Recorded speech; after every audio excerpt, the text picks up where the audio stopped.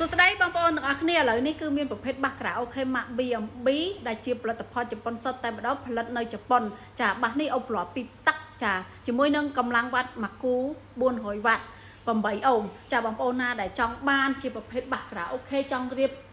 នៅទីតាំងហាងឬក៏រៀបជាហាងក្រៅអូខេឬក៏បងប្អូនចង់ប្រើរៀបស្ដាប់នៅផ្ទះចង់ជ្រាបជ្រៀងនៅផ្ទះបងប្អូនអាចទិញជាមួយនឹងបាសនេះបានដោយសារគុណភាពគឺល្អខ្លាំងដោយសារយើងទិញបានរបស់ជប៉ុនសុទ្ធណាបងប្អូនផលិតនៅជប៉ុនព្រោះបាស B&B ខ្លះគឺមាន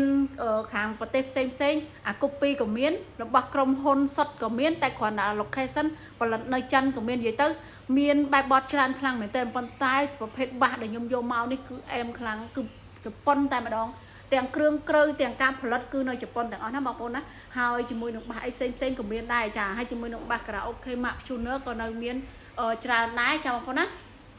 អញ្ចឹងបើសិនជាបងប្អូនចង់បានមានបំណងគឺអាចកក់ទុកបានណាដោយសារទៅចូលក្តៅគឺអត់ទាន់សម្អាតបានលក់ទេអញ្ចឹងបងប្អូនណាដែលចង់បានអាចឆាតសួរនាំកក់ទុកមុន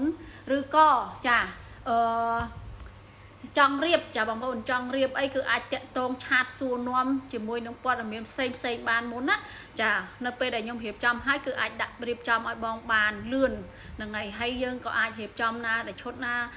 ដែលបងប្អូនចង់បានអីចឹងគឺយើងរៀបចំឲ្យបងលឿនណាព្រោះសួរនាំព័ត៌មានដឹងច្បាស់ហើយសម្រាប់បងប្អូនដែលចង់បានបាសនេះគឺលក់ធូរថ្លៃទេត្រឹមតែមួយគូ$100តែប៉ុណ្ណោះគឺលក់តម្លៃស្មើនឹងបាស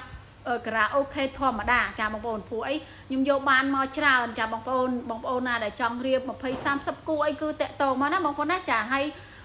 សម្រាប់បងប្អូនមិនថានៅខេត្តនៅក្រុងគឺអាចទិញបានដូចគ្នាខ្ញុំអាចដាក់ផ្ញើជូនបានអញ្ចឹងបងប្អូនសំខាន់គឺអាច add Telegram ដើម្បីឆាតសួរនាំមុនបានឬក៏បងប្អូនឆាតតាម page Facebook លោកបាសមកទឹកហ្នឹងណាបងប្អូនណាចាគឺឆាតសួរនាំមុនមកសម្រាប់ការចង់ទិញអីវ៉ាន់ណាមួយអរគុណច្រើនណាបងប្អូនទាំងអស់គ្នា